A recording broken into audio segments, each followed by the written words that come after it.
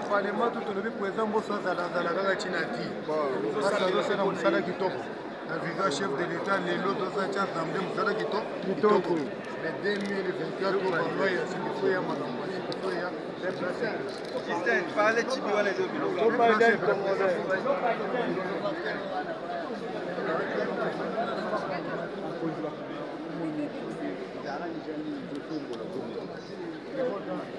Chibi, on beta chibité. On beta chibité.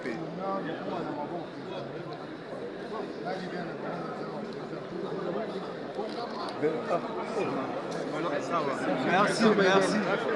Joe Biden.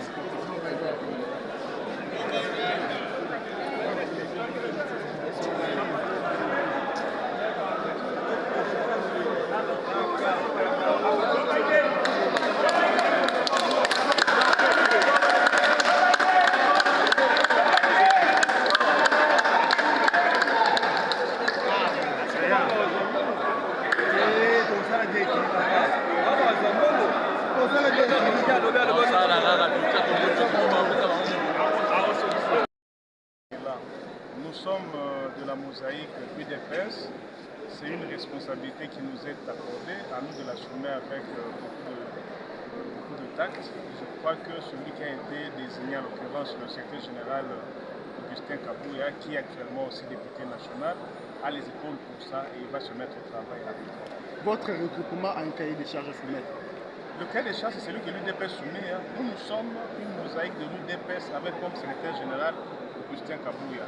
Nous avons une vision, celle du chef de l'État, qui est transmise au CG et le CG la répercute sur toutes ces mosaïques-là. Déjà, nous seuls, nous sommes au-delà de 255 députés nationaux, mais puisque nous sommes dans une démocratie, il faut fédérer. Il n'est pas question de négliger qui que ce soit. Le CG qui a la lourde mission d'identifier la majorité va écouter tout le monde. Il va sortir un tableau qui sera équilibré pour permettre à ce que toutes les forces qui ont concouru à l'élection du chef de l'État puissent assumer les charges publiques pour atteindre le développement. Ce qui est important, c'est le développement.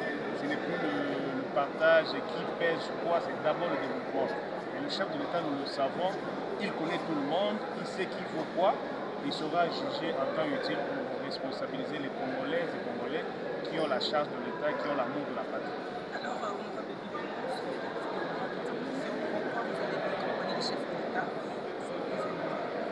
Je l'avais dit tantôt, nous sommes un parlement nous sommes une législature extrêmement importante et décisive par rapport au chef de l'État. C'est son deuxième mandat. C'est un mandat qu'il commence aux commandes dès le début. Il n'y aura pas d'excuses en termes de coalition qui mettent des coques en jambes au chef de l'État.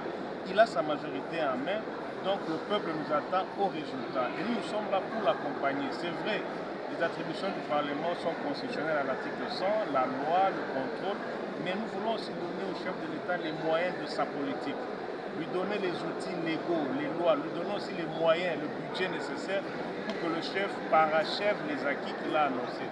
Le projet de développement de 145 territoires, la maternité gratuite, la gratuité de l'enseignement, le développement en soi, c'est notre responsabilité aussi. En tant qu'autorité budgétaire, nous sommes un bras d'honneur pour le chef de l'État, pour l'exécutif. L'actualité oblige les sécurités à l'est de l'air, ici honorable. Vous êtes législateur. Qu'est-ce que vous pouvez faire, vous, au niveau de l'Assemblée nationale, pour pousser notre armée à mettre dehors les terroristes et bien vétérans qui continuent à massacrer la population congolaise à l'est de la RDC? En tant que Congolais, je suis de Chikapa, mais ce qui se fait à l'est me préoccupe au plus grand point. Vous avez vu avec le 11 national, nous avons tous condamné cette agression.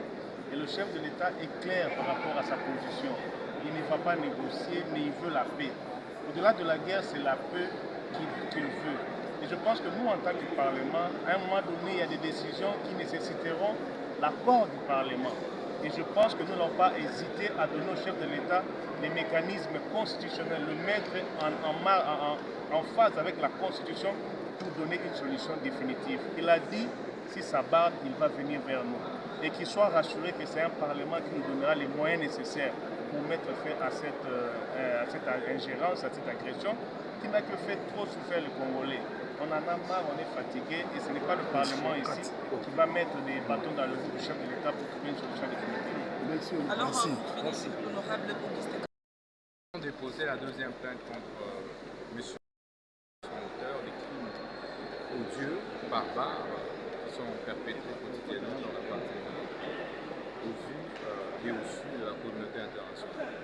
Et donc nous avons saisi de nouveau le procureur de la CPI afin qu'il puisse diligenter une enquête devant déboucher sur la poursuite et arrestation de monsieur Kagame. La première plainte n'a pas abouti. La nomination l'informateur plutôt qui est prêt à rencontrer toutes les familles politiques, même l'opposition. Êtes-vous prêt à rencontrer l'informateur que le chef de l'État a nommé? Vous savez, dans le cadre de l'ouverture que le chef de l'État avait lancé à l'occasion de son discours d'investiture, nous, opposition républicaine, nous sommes disposés à pouvoir lui transmettre physiquement notre cahier des charges. C'est seulement si nous nous accordons sur les termes des cahiers des charges que lui a reçu le président de la République, et notre cahier des charges à notre opposition républicaine, que nous pourrons évidemment lever l'option de notre participation ou pas au prochain.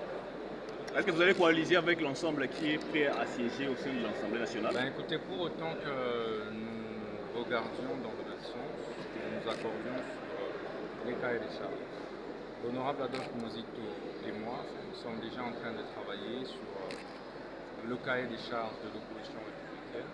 Et donc, si ensemble veut bien nous rejoindre, volontiers, nous pourrons, pourquoi pas, cheminer ensemble. Un mot à l'endroit des peuples congolais de l'Est qui vous suivent en ce moment. Nous sommes des cœurs à l'Est pour ce peuple-là.